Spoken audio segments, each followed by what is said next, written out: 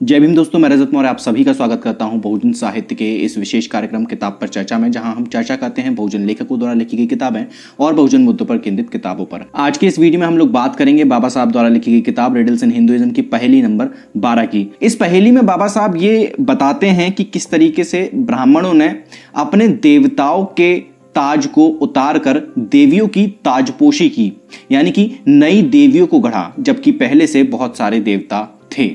Doctor Ambedkar इस चीज को पॉइंट आउट करते हैं कि इसकी वजह क्या थी।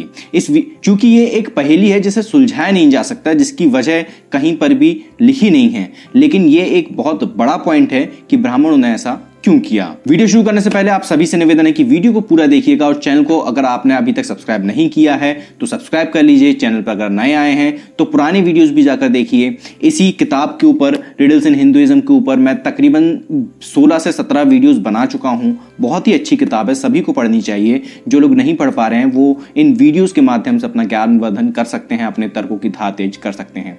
अगर आप बहुजन साहित्य की आर्थिक मदद करना चाहते हैं, जो कि इस वक्त बेहद ज्यादा जरूरी है, तो यहाँ स्क्रीन पर मेरे अकाउंट डिटेल आपको शो हो रहे होंगे।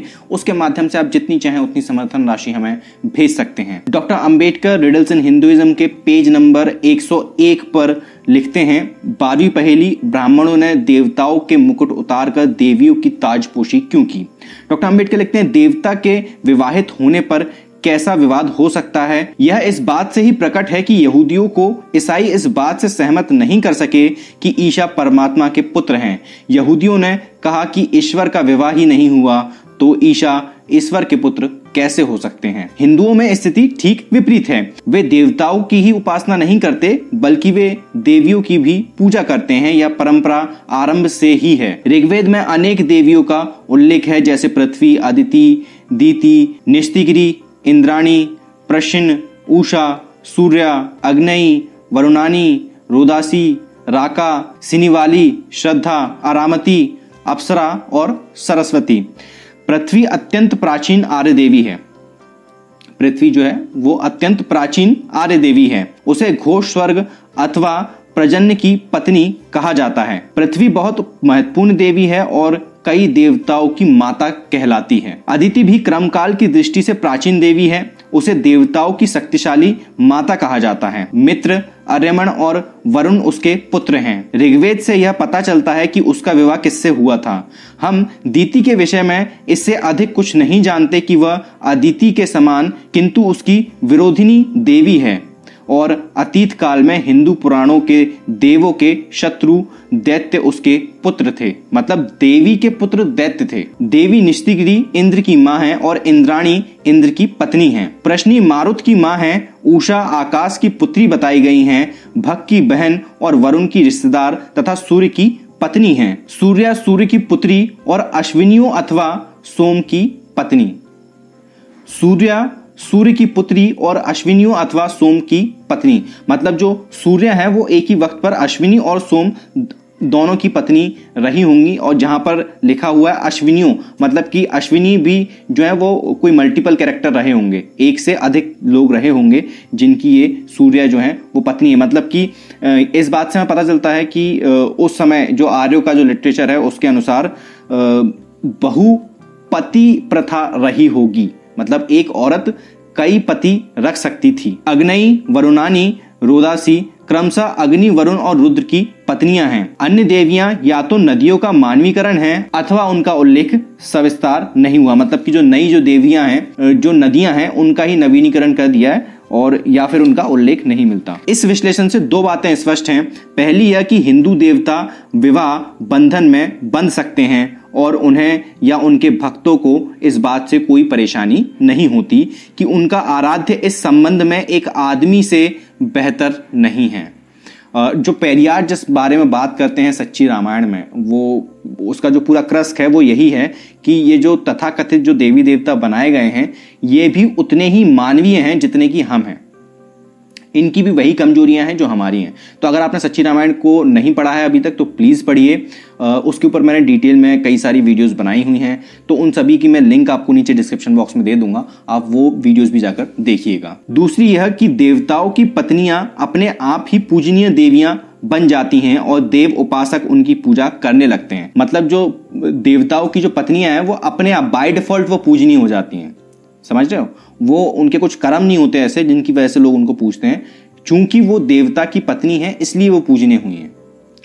वैदिक काल को छोड़कर पौराणिक काल पर आते हैं तो हमारा परिचय अनेक देवियों से होता है, जैसे कि देवी उमा, सती, अंबिका, पार्वती, हेमवती, गौरी, काली, चंडी और कात्यायनी, दुर्गा, दसभुजा, सिंहविहिनी, महिषासुर मर्दानी, जगतधात्री, मुक्तेशी, तारा, छिन्नमस्तिका, जगत गौरी, प्रत्यंगिरी, अन्नपूर्णा, गणेश जननी, कृष्ण क्रोड़ा और लक्ष्मी।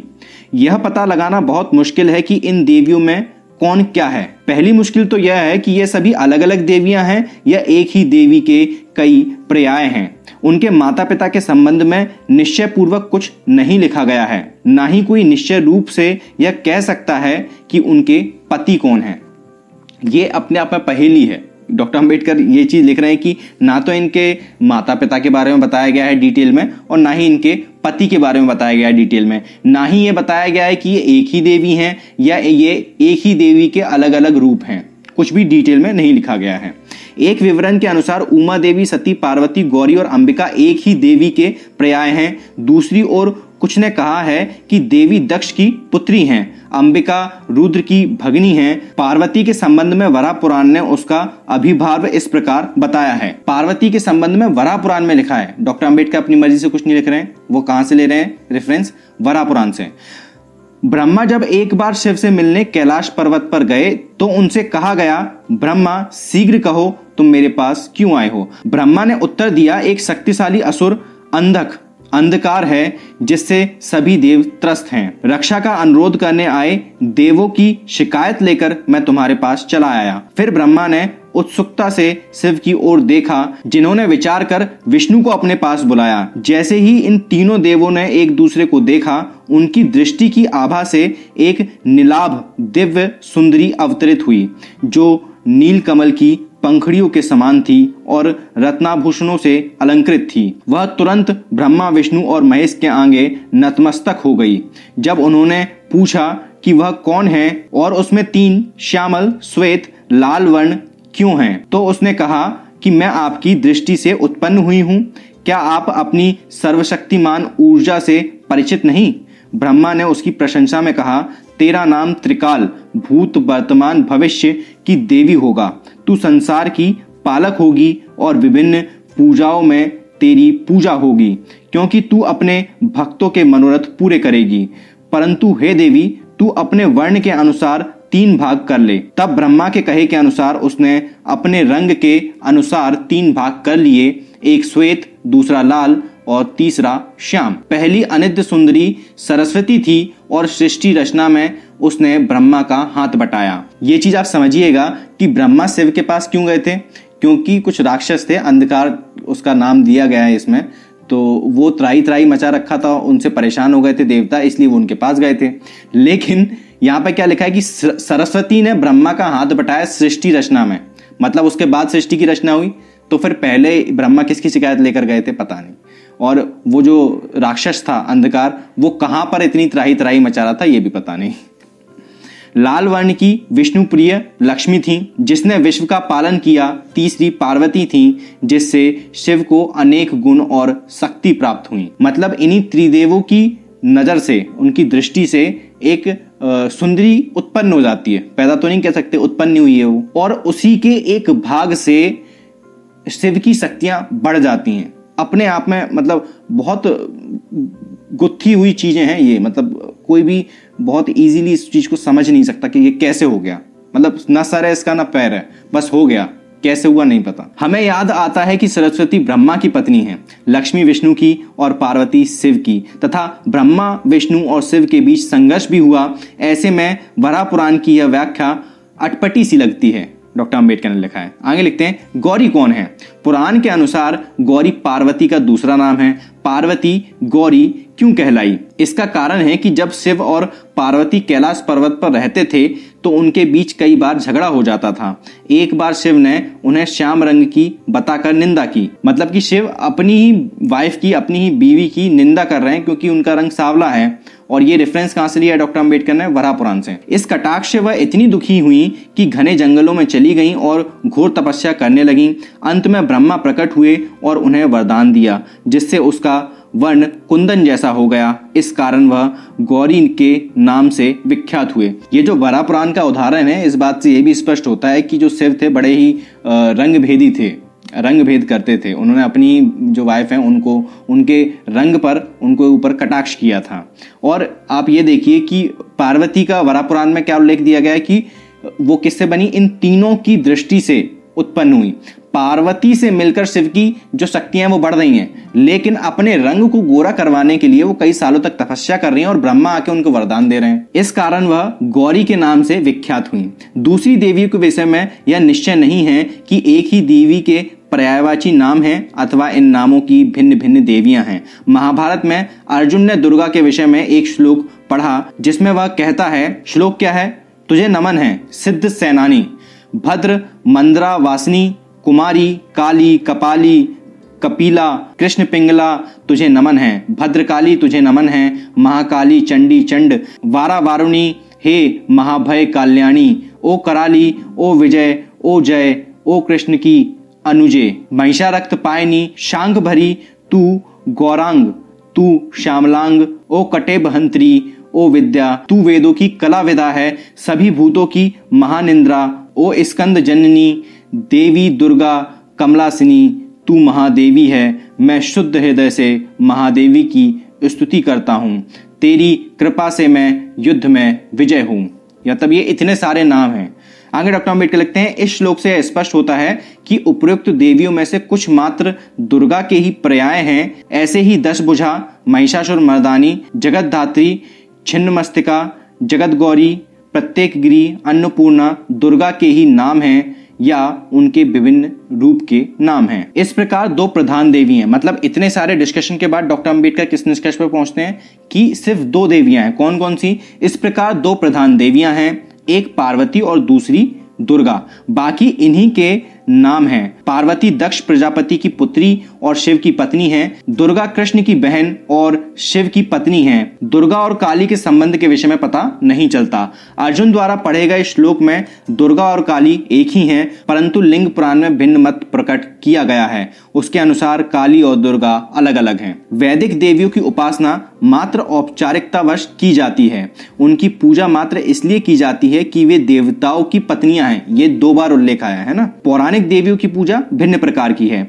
उनकी पूजा का अपना आधार है, यह नहीं कि वे देव पत्नियां हैं। भिन्नता इसलिए है कि वैदिक देवियां कभी रण क्षेत्र में नहीं गईं और उन्होंने किसी प्रकार का शौर्य भी नहीं दिखाया। पौराणिक देवियां रणचंडी हैं और उन्होंने वीरता दिखाई है। उनकी पूजा औपचारिकता नहीं है, उसका आधार उनकी वीरता और पराक्रम में है। मतलब यहाँ पर डॉक्टर अम्बेडकर 2 तरह की देवियों की बात कर रहे हैं, एक पौराणिक देवी और एक वैदिक देवी। कहा जाता है कि दुर्गा और 2 असुरों के बीच घमासान युद्ध हुआ और उसी से दुर्गा विख्यात हुई। यह कहानी मार्कंडेय पुराण में विस्तार से दी गई है। इसके अनुसार ये कहानी बहुत बड़ी है, वीडियो बहुत लंबा हो जाएगा। इस कहानी को मैं इस पहेली के दूसरे भाग में आप लोग के साथ साझा करूंगा। लेकिन ये आप देख रहे हैं कि कितने सारे कॉन्ट्राडिक्शंस हैं। अलग अलग धर्मशास्त्रों में अलग अलग व्याख्या दी गई है। कहीं पर भी ये चीज़ क्लियर नहीं होती कि इन देवियों के माता पिता क्या हैं, मतलब इनकी उत्पत्ति कैसे हुई है। मतलब हवा में है, किसी ने लिख दिया और हो गया, उसका कोई आधार नहीं मिलता। इसी तरह इनके पति कौन है ये भी बहुत क्लियरली डिफाइन नहीं होता है। अलग अलग जगह से हमें रेफरेंसेस उठाने पड़ते हैं। कोई यानी कि सिस्टमेटिक लेखनी नहीं की गई है, हम ये कह सकते हैं।